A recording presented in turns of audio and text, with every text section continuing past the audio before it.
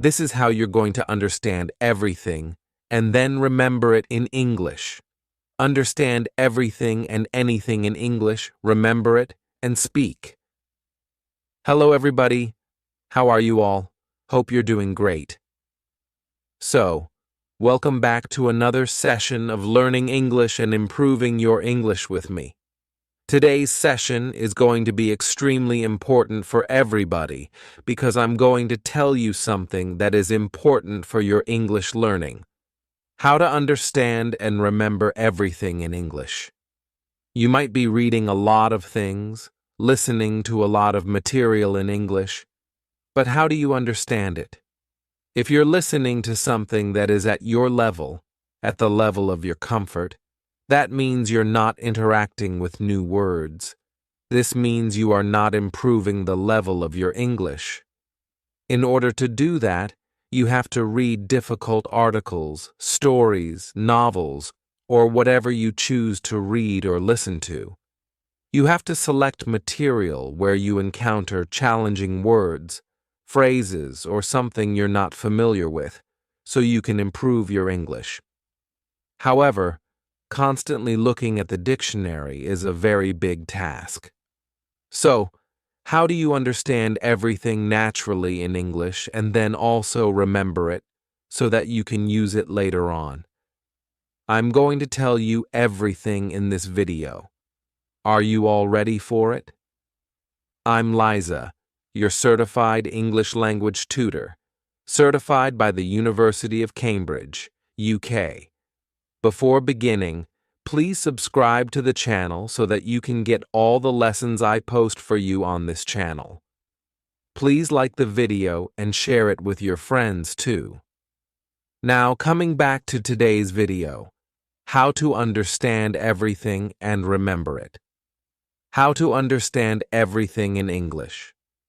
Understanding means you are consuming some kind of English language. Consuming means input. There is English input. You are either reading or listening to English, or you might be watching some content in English. Again, if you're switching on the subtitles, that means you're engaging two different senses. You are reading the subtitles and listening to the content at the same time. At the core of everything, you are engaged in two tasks or skills of the English language: reading and listening. That is how you consume content in English and improve your English level along with your speaking fluency. That is the most natural way of improving English. I've discussed this a lot with you, so you know that by now. Now, when you are consuming the content, how do you understand and remember it forever? Because you might read it, you might know the meaning, and then you forget it. You're not able to use it afterward, whether when you're speaking or writing. What is the purpose of learning English? What is the purpose of listening and reading so much content in English? It is to improve while speaking English in a real-life situation or while writing something that you're required to write. This means being able to produce the language.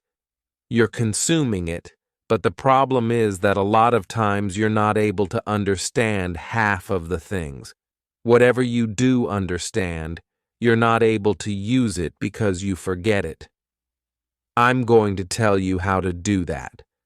Understand everything you are reading or listening to, and then remember it so you can use it. Using it means speaking it. That is very important. Let's begin with the complete plan that I have for you. Complete plan. Let's begin. When we talk about understanding something, let's take the example of reading first, and then I'll come to listening because both are important. When I'm talking about reading, it's important because you have to read something in English to consume language and to understand it. What are you supposed to do? Read and listen, right? So, Whenever you're reading a language or listening to it, you have to pay attention to the context. I always tell you that a language is used in context. Context is very important. Now, context is something that is crucial for any language in the world. It is the language in usage. How the language is used is context. Everything that surrounds the usage of a particular word or phrase is context. It can be the situation in which you're using it. It can be how you're forming a sentence with it, or what kind of meaning you're giving it, because a word can differ in meaning. That is the context. You have to understand the context. Context. That is the most natural way to acquire a language. When you acquire the language naturally, you are going to use it because now you are not trying to remember things. You're not trying to cram things. You're not doing rote learning. You're not trying to speak sentences after reading them and then not being able to understand what is going on. You're not doing this. What you're doing is trying to understand the language in the most natural way possible, just like a child would when learning his or her native language. You are replicating that kind of situation for yourself, and this is the best possible situation. Now, what are you supposed to do? How do you understand the context? How do you grasp it? For this, there is a very simple approach. There are some steps that I'm going to tell you. If you follow those steps, you'll be able to understand the context, comprehend everything, and also remember it so that you can use it later on. Let's begin with it. Step number 1. Step number 1 is to look for context clues. You have to look for context clues. Now, what are context clues? See, context clues are basically all the things that surround a particular word. For example, the sentence in which you are using the word, the sentence before it, or the sentence after it. Now, if you're watching something in English, let's talk about listening and watching. If you're watching something in English, understanding context becomes very easy because everything is visualized for you. When you're reading, you have to use your imagination. When you're listening, you also have to use your imagination. But when you are watching something, you have the people acting out things for you. You can see the setting, the people, and the context. The context is visualized. However, that is only half of the context. The other half lies in the way that particular word is used in a sentence. Because you get half of the context visualized, it's often easier to understand. But at times, when you're reading something, it's crucial to understand the context through context clues rather than directly jumping to a dictionary. When you directly jump to a dictionary, what happens is your brain gets instant gratification. What is instant gratification? You must have heard this term. It refers to when you do something that is easy for you, something that pleases your mind instantly, but the effect remains temporary. For example, when you look up a word in the dictionary, your brain feels confident. Okay, this is the word. This is the meaning. I've understood it. Now, I'll be able to read everything comfortably or maybe listen to that particular podcast with ease. But this is not the case. At that very moment, you might understand the meaning of the word, but afterward, you will forget it. You will not be able to remember it. The biggest problem everyone faces is that we are not able to remember anything we learn in English. After some time, we forget the words. and they don't come to mind when we need them. We may have learned many words, and while reading, we can recognize those words, but using them is a big challenge. This problem occurs because you are trying to instantly look up the meaning without making any effort on your part. Your brain gets the meaning of the word in an isolated manner. That means the word is separated from the complete sentence. You look at the meaning separately, not within the context, and this creates a huge problem. So you must look at the meaning of the word in context rather than isolating the meaning. Do not separate the word or phrase from the context. Keep everything within the context. For that, look for context clues. Now, how do you do this? How do you find these context clues? It's very important. Let me give you an example through this short paragraph. Example. Paragraph. She was feeling euphoric at the prospect of getting selected for the school's literary club. She was feeling euphoric. Now, this is a new word. Euphoric. At the prospect. Another new word. Prospect. Of getting selected for the school's literary club. She was feeling euphoric.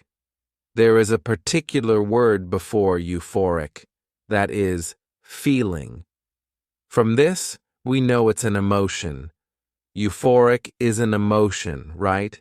This is a feeling. She is experiencing some kind of emotion. Why is she experiencing it? Let's continue reading. At the prospect of getting selected for the school's literary club. Now she's getting selected somewhere, in a club. That's something prestigious. This means the feeling is positive. It's happiness. It's excitement. If you were getting selected for something, wouldn't you feel happy? You'd feel over the moon, on top of the world, or in seventh heaven, wouldn't you? This is the same feeling for her. Euphoric is that happy, over-the-moon feeling for her. Now, the next word, prospect. But we are not able to find any related meaning for prospect. At the prospect of getting selected. So is she selected right now, or is she not selected yet? That's a big question. Let's read the next line to understand. She still has to go through the final stage of screening. She still has to go through the final stage of screening. Now, screening is another word. She has to go through the final stage. This means prospect refers to something that has a chance of happening, a possibility, a positive outcome that might occur in the future. Possibility of something, the chance of something that is going to happen. So, prospect of getting selected means something where the possibility is quite high. That is prospect. Now, screening. Screening can be an audition. We are able to understand this because she's getting selected somewhere. That means the last stage of screening. Screening means a form of audition, or maybe some form of exam or a test that she has to give. Screening is where people are going to get selected, and some people will not get the opportunity to proceed further, right? It's a selecting process. Now, through this, you know how to understand any word through context clues. We have discovered the meaning of 3 words through what? Through context clues. 3 new words through just the context. What surrounds the word, the sentence, the words, the meaning, what the meaning could be. Now, what we are doing here is kind of guessing the meaning. but we are able to understand the core meaning of everything.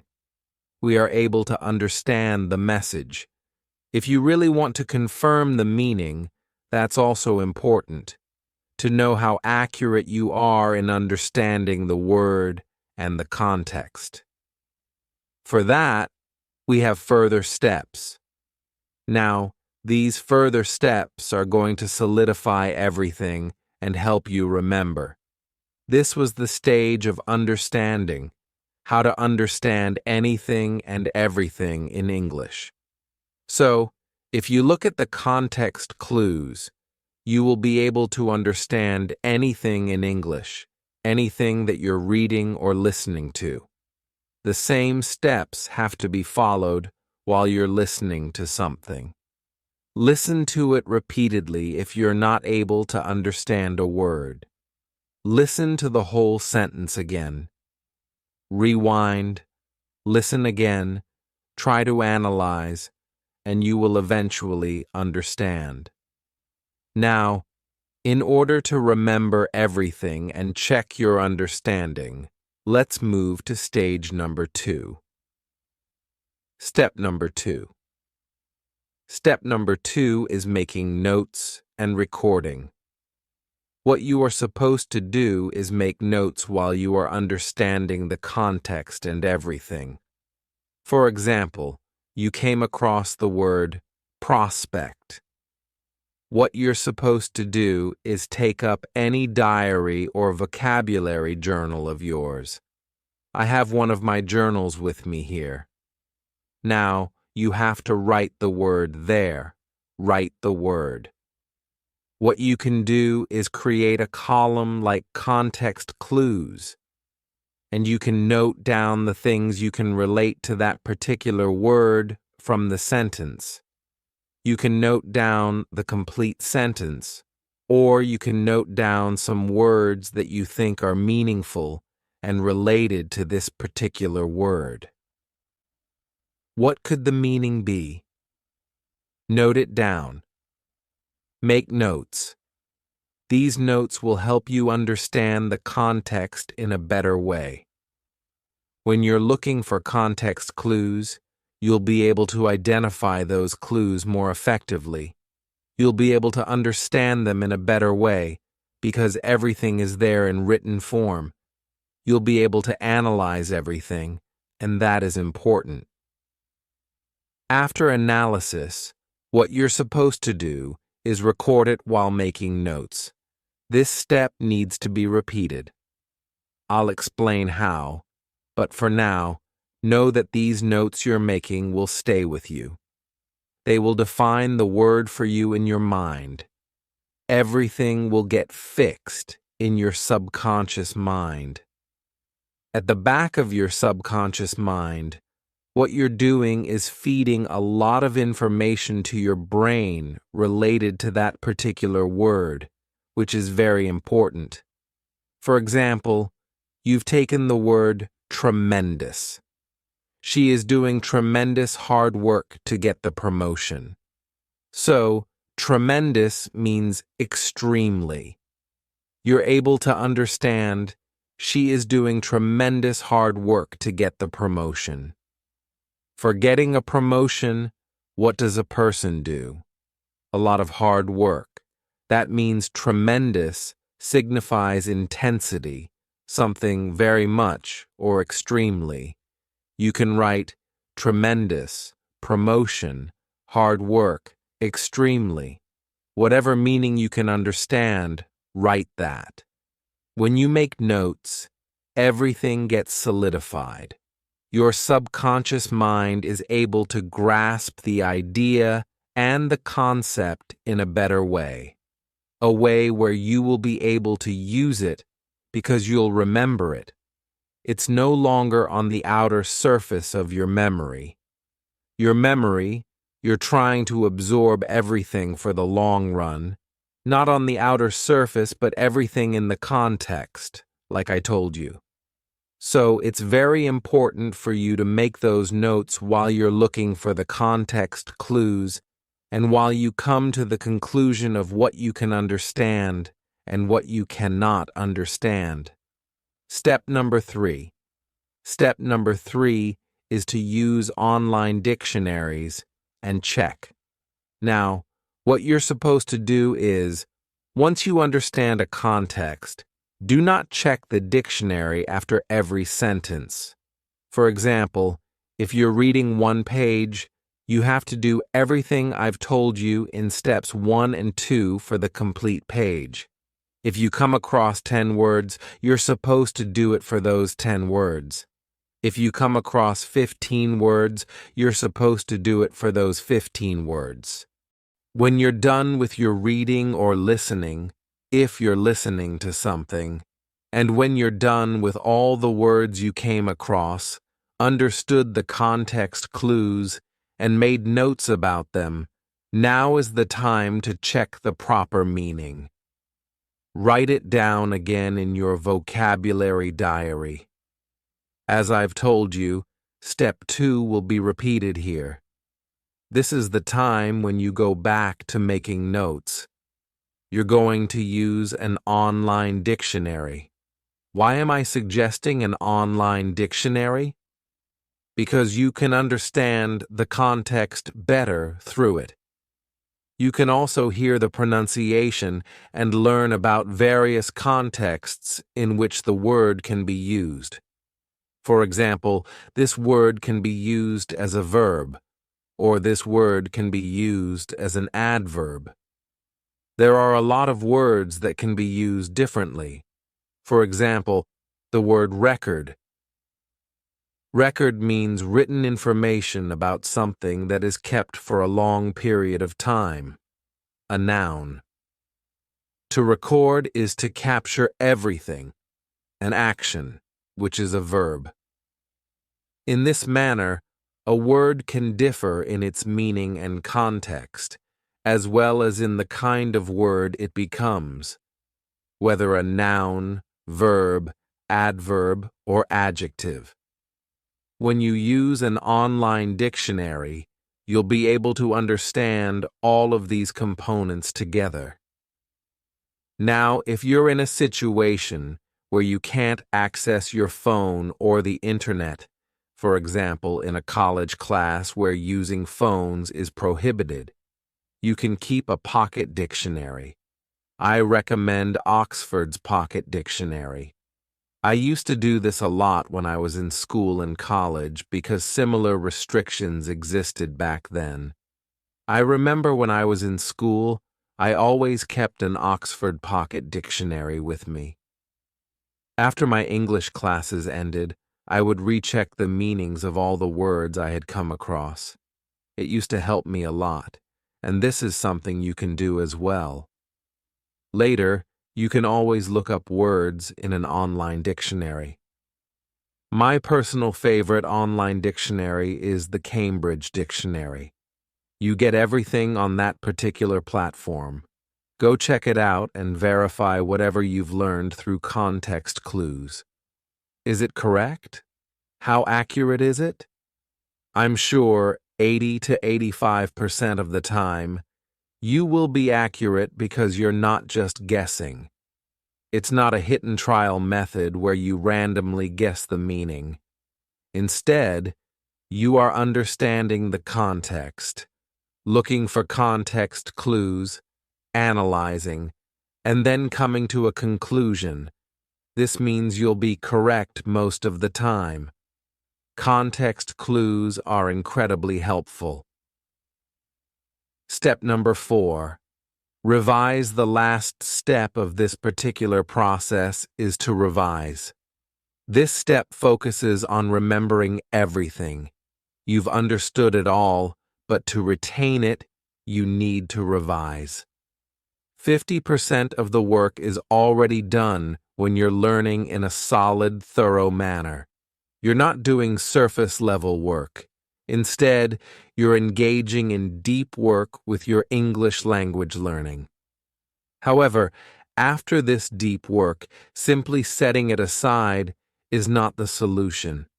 You must also revise it from time to time. You can revise it every 10 days, 20 days, or 30 days, whenever you get time. I'm not saying you have to revise every 5 days. The timing is flexible. Create a schedule that works for you. Take time out of your routine and revise the words, phrases, and everything new you're learning in English. Why are you making these notes?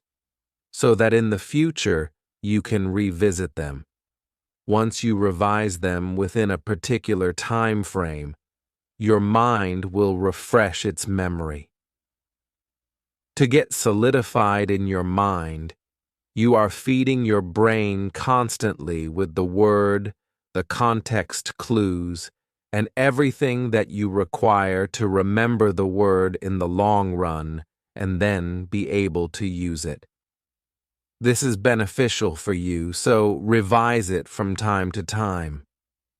If you've learned a word and made the notes, let's say you're doing this on day 1, you need to revise it within the next 15 days.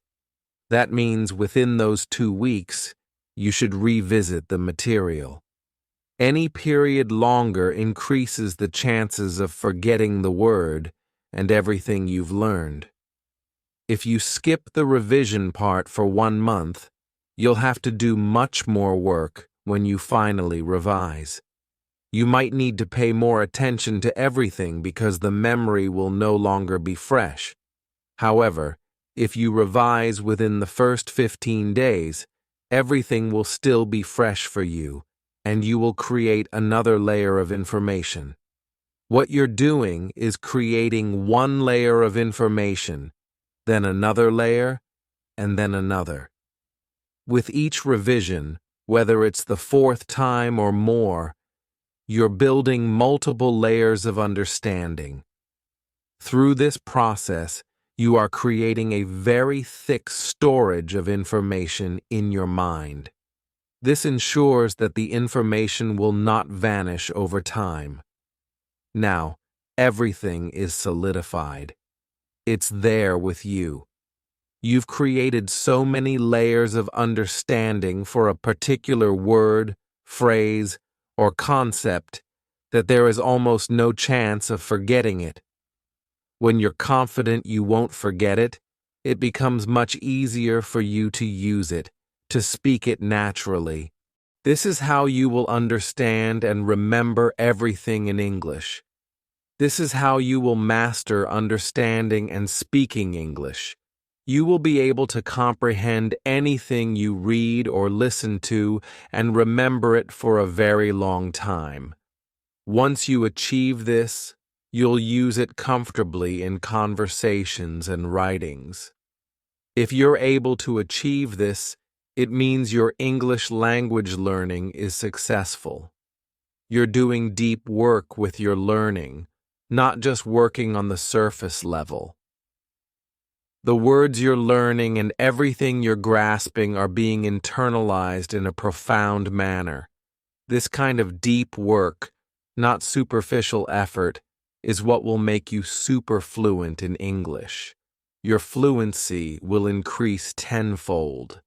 So, practice these steps and see the change for yourself. Additionally, I have uploaded similar videos on this topic that share other techniques you should explore. Here are 2 examples. 1. How to remember vocabulary and speak it. Uploaded on July 29th, 2024. 2. The fastest way to improve your vocabulary. Uploaded on April 9th, 2024. Go check them out to improve your English. If you combine everything together, these lessons will benefit you greatly. So, today's lesson is an advanced level lesson that you should take up. However, before diving into this, make sure to review the other 2 techniques and videos. These will help you build a solid foundation. Go check them out, and I'll meet you again with a new lesson. Until then, take care, and bye.